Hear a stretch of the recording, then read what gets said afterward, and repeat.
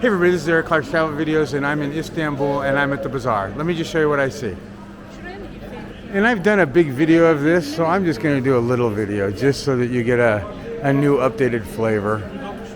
Things have changed so much since I've been here last that it's hard to fathom.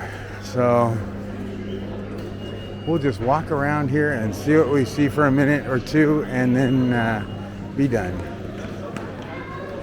And it is the bazaar, so it's the huge markets and craziness and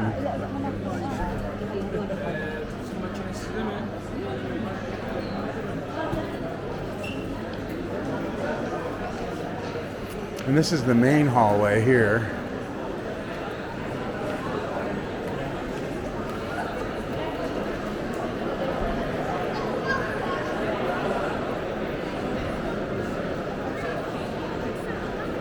Crazy. Crazy.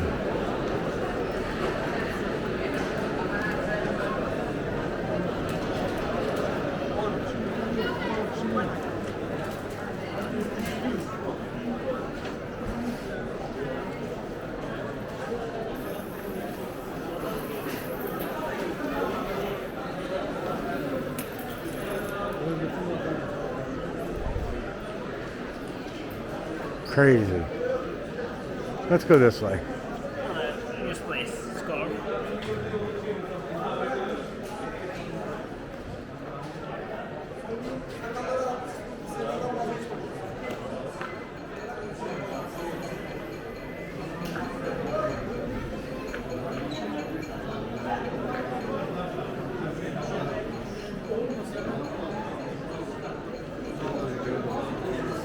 Sen bana bir iyilik yapsana, hem kendine hem bana.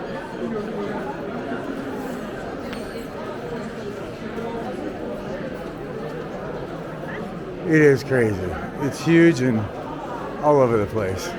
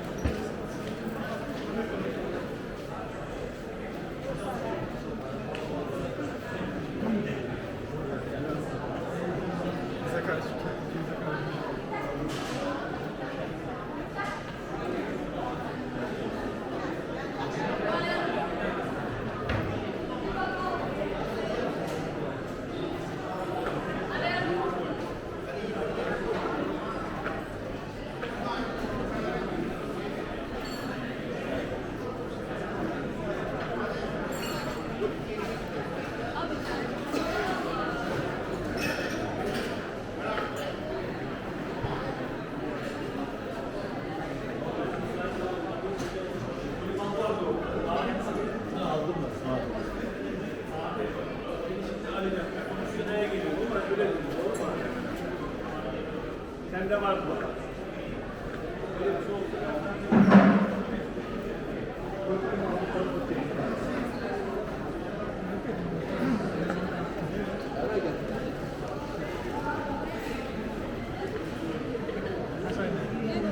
Zaten genelime iyi.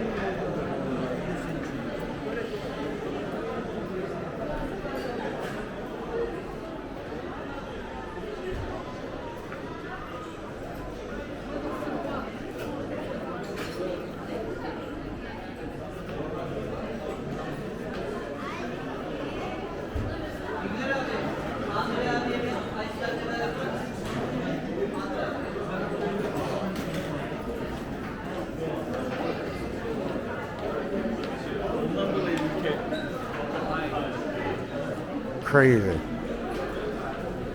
Yes, sir. Where's your current, sir? From here, right? You want chance, man?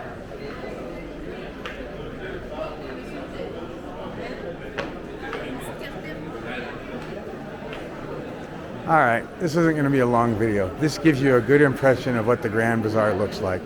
Be safe, be careful if you come here, because it certainly is a crazy spot. That's it. Bye, everybody.